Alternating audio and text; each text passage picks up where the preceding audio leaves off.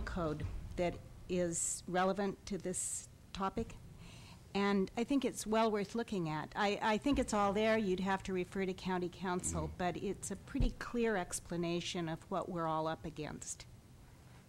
I just like to remind the audience, you know, we're not here today to justify these budget units or not justify them. I think these expenditures that these budgets have made, along with additional expenditure, it's not an issue of justification. There's a lot of things that are justified. We're beyond that. The process we're going through here today is the revenues that we thought were coming into this county in this fiscal year didn't come in. And we know the reason for that, because basically it's based on the housing industry. So we just don't have the money. So we're not here to argue or you department heads have to defend your budget units. That's not the question. That's not what we're about here today. What we're trying to do is close the gap, because we don't have the money.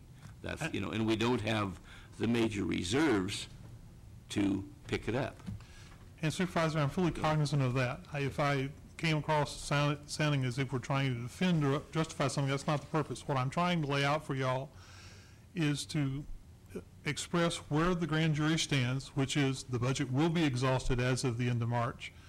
The legal ramifications of that is under Penal Code Section 914.5 and Penal Code Section 931, that decision of whether or not the grand jury can continue spending money and continue with its work lies solely in the hands of the judiciary. Yeah. And that's merely a statement of fact. That's not meant for justification or anything else. I understand that. We got here, but we're here now, and this is the end result of what's happened. One option maybe you have is to have less meetings or something, or make more of a priority list of things you're investigating. As a matter of fact, we're in the report writing section of our term at this point. And the end result of being in the report writing section term, as each committee completes its reports, however many reports those are, for some committees it may be as many as 6 reports, but other committees it may be a single report. When those reports are completed, they go before the full panel gives its approval to the report.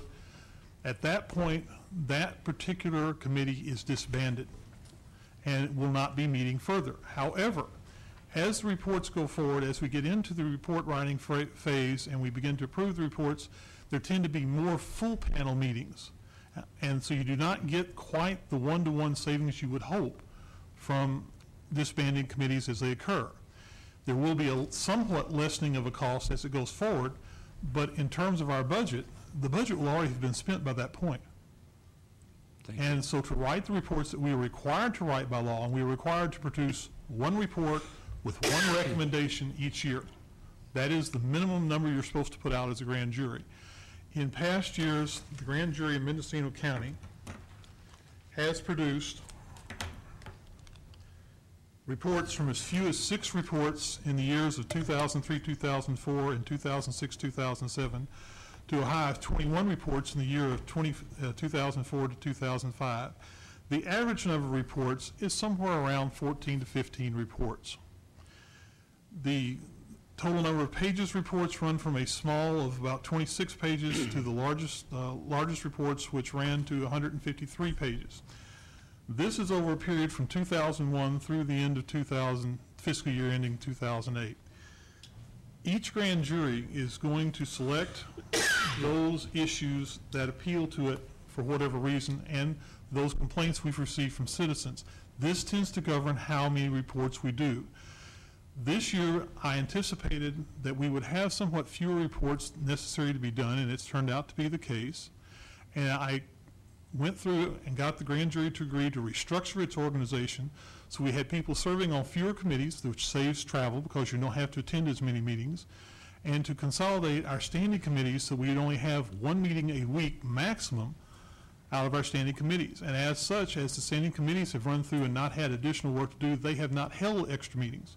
So we've made these steps all along. The result of these steps is that we were able to extend this budget into March. I truthfully did not think we would make it past the end of February with the budget when I first saw the budget, but we've managed to make it into March, and we'll make it to the end of March. But past that point, there are no funds available that are not already for fixed costs, such as the lease on the building and 2 very minor accounts totaling about $1,300, which in the context of what the grand jury needs is almost irrelevant. But that has been now forwarded to the judiciary. It's in the hands of our courts, and they will be rendering their decision and notifying us in hopefully a timely manner as to what their decision is with whether or not the grand jury can continue expending funds. Thank you. Supervisor Smith. Thank you, Mr. Chairman. I think, as I stated before, Mr. Williams, that I believe that the auditor, and with respect to response to the board's request to address budget shortfalls, is sort of, to me, meets the standard. She's responding to us and reporting in on what she plans to do to meet her budget shortfall. I think that the grand jury had an opportunity here to really set an example in terms of you investigate all kinds of conditions in the county that you and your colleagues feel are of concern. And I think, again, there's an opportunity here for you to actually live the kinds of direction that you seek to give with respect to budget compliance. And I don't see that you've added anything new and to your discussion we're looking at. In other words, what was in our packet was a September 3rd, 2008 letter that you sent to Tom Mitchell as a response, and I think that and then you had your follow-up of the January 27th. I think with the board direction, we were looking for something additional. Now, I understand that you have very different constraints with respect to your expenditures. I understand that. But I think, again, you had the opportunity to bring forward, if you really sort of took the concerns of the county in totality, you could at least isolate what were the particular things you thought you could do budgetarily. Perhaps it would only be for a very short-lived period of time, since we're approaching the end of this fiscal year, but then it would give us indications that you understood what that would be for going forward next year. So I haven't seen that in the correspondence. A couple other comments. The mileage rate is not 58.5, as I think that they But will. it was when we started, and that was my point. It was last year, but it hasn't been since January 1st. It hasn't been 58 cents per mile. The other issue of concern is what is the grand jury's total expenditure for out-of-county travel? Do you remember how much was spent? The total expenditure for out-of-county travel was, give me a moment.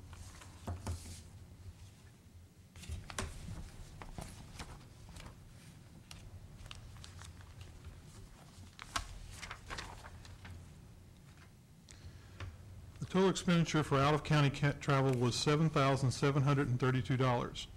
And when combined with the education and training expense of $1,885, those two amounts together constitutes the only out-of-county travel. It was solely for training.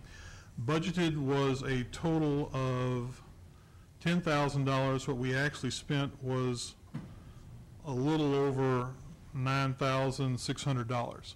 So we stayed exactly within the budget for our training thing, and that's what our out-of-county travel was all about. Well, I understand that, but I think a suggestion with the CEO that I don't know if you had it in time for this fiscal year, but you certainly do for next, is that a trainer could be brought in to conserve those dollars, and that the grand jurors wouldn't have to leave the county and could receive that same kind of training. County Council did that for us with respect to, I believe a number of years ago, sexual harassment training. Instead of sending the Board of Supervisors and other of those of us that were required to have this training, instead of sending us out to receive that training, brought somebody in to conduct it here locally. So I think these are the kinds of budget constraints that really need to be looked at in these kinds of fiscal times. So I hope that the grand jury is mindful of that going forward. There are ways to conserve budgetary line items that could help you meet this shortfall, and I think that it's incumbent upon all of us to try to bridge those gaps.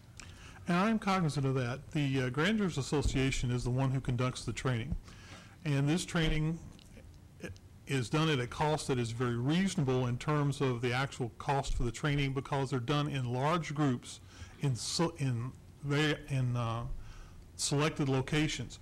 When you have to bring the entire training staff of the Grand Jurors Association to Mendocino County, you're going to have an increased cost of that training, and it won't be as cheap as the $1,885 for 19, less